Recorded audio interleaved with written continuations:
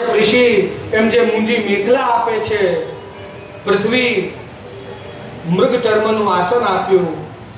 વર્ણન મળે છે કે ના બધા જ દેવતાઓ એમની માટે છત્ર આપ્યો છે, જે છત્રી છે એ.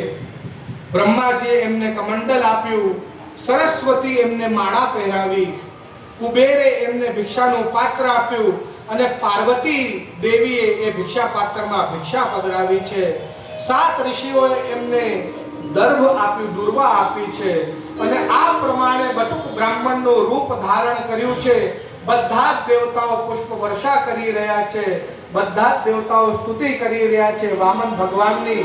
આવો આપણે પણ વામન ભગવાનનું ગુણગાન કરીએ, એમની સ્તુતિ કરીએ. હે વિષ્ણુ વામન